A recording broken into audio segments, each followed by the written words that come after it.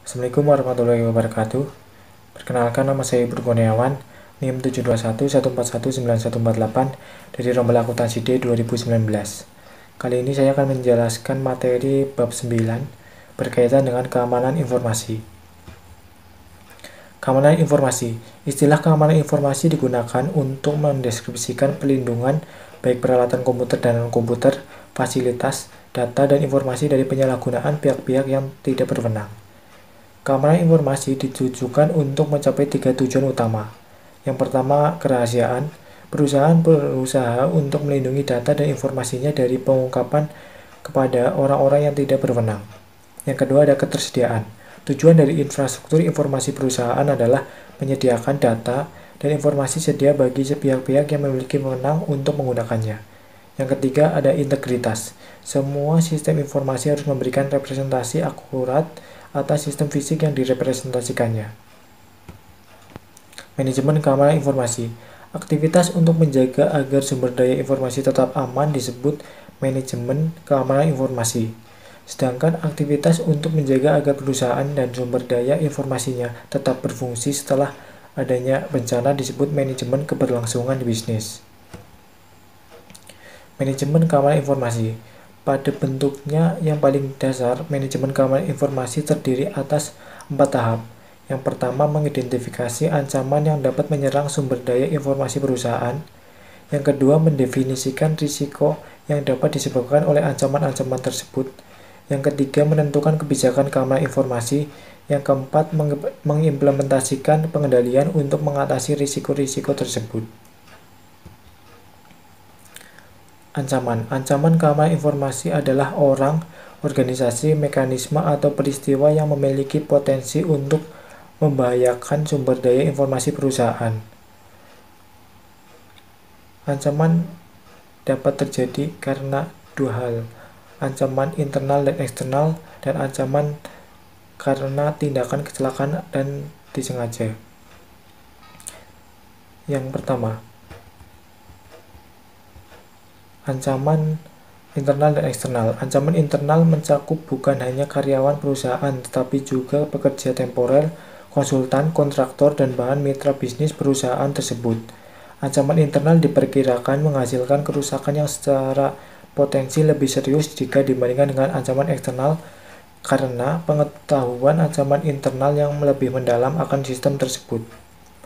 Yang kedua, tindakan kecelakaan dan disengaja. Tidak semua ancaman merupakan tindakan disengaja yang dilakukan dengan tujuan mencelakai, tetapi beberapa merupakan kecelakaan yang disebabkan oleh orang-orang di dalam ataupun di luar perusahaan.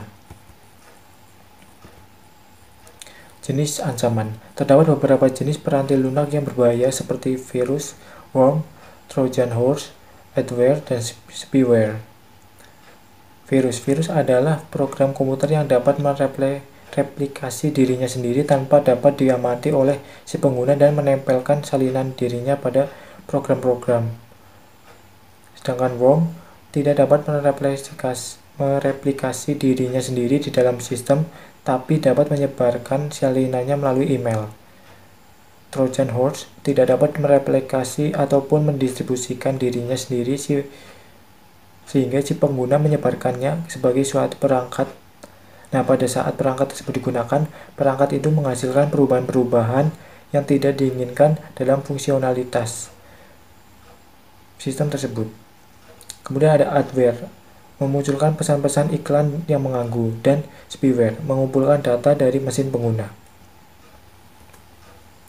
Risiko keamanan informasi didefinisikan sebagai potensi output yang tidak diharapkan dari pelanggaran keamanan informasi oleh ancaman keamanan informasi. Risiko dibagi menjadi 4 jenis. Yang pertama, pengungkapan informasi yang tidak terotorisasi dan pencurian. Ketika suatu basis data dan perpustakaan peranti lunak tersedia bagi orang-orang yang seharusnya tidak berhak memiliki akses, hasilnya adalah hilangnya informasi atau uang. Yang kedua, penggunaan yang tidak terotorisasi. Penggunaan yang tidak terotorisasi terjadi ketika orang-orang yang biasanya tidak berhak menggunakan sumber daya perusahaan mampu melakukan hal tersebut. Yang ketiga, penghancuran yang tidak terotorisasi dan penolakan layanan. Seseorang dapat merusak atau menghancurkan peranti keras atau peranti lunak sehingga menyebabkan operasional komputer perusahaan tersebut tidak berfungsi.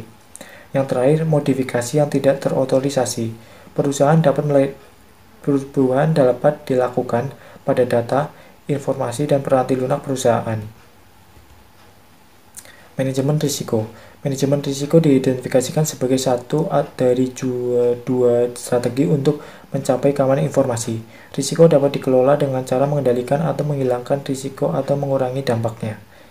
Pendefinisian risiko terdiri atas 4 langkah.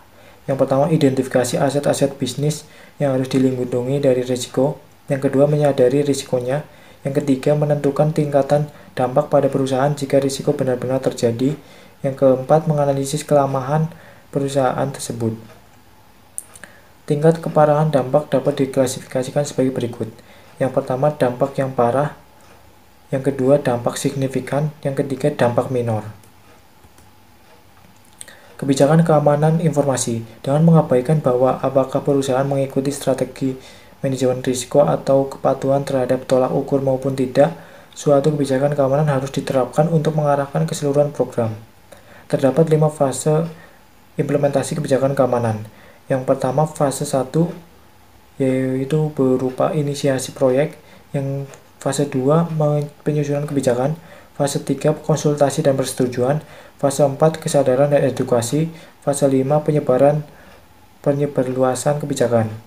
Kebijakan terpisah dikembangkan untuk pertama, keamanan sistem, kedua, pengendalian akses sistem, ketiga, keamanan personil, keempat, keamanan lingkungan dan fisik, kelima, keamanan komunikasi data, keenam, klasifikasi informasi, ketujuh, akuntabilitas manajemen. Pengendalian adalah mekanisme yang diterapkan baik untuk melindungi perusahaan dari risiko atau untuk meminimalkan dampak risiko tersebut pada perusahaan jika risiko tersebut terjadi. Pengendalian dibagi menjadi 3 kategori, yaitu teknis, formal, dan informal. Pengendalian teknis. Pengendalian teknis adalah pengendalian yang menjadi satu di dalam sistem dan dibuat oleh para penyusun sistem selama masa siklus penyusunan sistem. Yang pertama ada pengendalian akses, kedua sistem deteksi gangguan, ketiga firewall, keempat pengendalian kriptografis, kelima pengendalian fisik. Kemudian pengendalian formal. Pengendalian formal mencakup penentuan cara berperilaku, dokumentasi, prosedur, dan praktik yang diharapkan, dan pengawasan serta pencegahan perilaku yang berbeda dari panduan yang berlaku. Pengendalian ini bersifat formal karena manajemen menghabiskan banyak waktu untuk menyusunnya, mendokumentasikannya dalam bentuk tulisan, dan diharapkan untuk berlaku dalam jangka panjang. Pengendalian informal. Pengendalian informal mencakup program-program pelatihan dan edukasi serta program pembangunan manajemen. Manajemen keberlangsungan bisnis. Aktivitas yang ditujukan untuk menentukan operasional setelah terjadi gangguan sistem informasi disebut dengan manajemen keberlangsungan bisnis. Di sini ada 3 rencana, yaitu rencana darurat. Rencana darurat menyebutkan cara-cara yang akan menjaga keamanan karyawan jika bencana terjadi. Rencana cadangan. Perusahaan harus mengatur agar fasilitas komputer cadangan tersedia seandainya fasilitas yang biasa hancur atau rusak sehingga tidak dapat digunakan. Yang ketiga, rencana catatan penting. Catatan penting perusahaan adalah dokumen, kertas, mikrofon, dan media penyimpanan optis dan magnetis yang penting untuk meneruskan bisnis perusahaan. Rencana catatan bisnis menentukan bagaimana cara catatan penting tersebut harus dilindungi. Terima kasih. Wassalamualaikum warahmatullahi wabarakatuh.